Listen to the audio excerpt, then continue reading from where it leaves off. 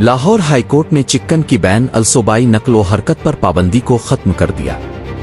निजी TV channel दुनिया news के मुताबिक लाहौर हाईकोर्ट में मुर्गी की कीमतें मुकर्रर करने और भारी जुर्मानों के खिलाफ केस की समाअत हुई। जस्टिस साजिद महमूद सेठी ने दरख्वास्त पर समाअत की।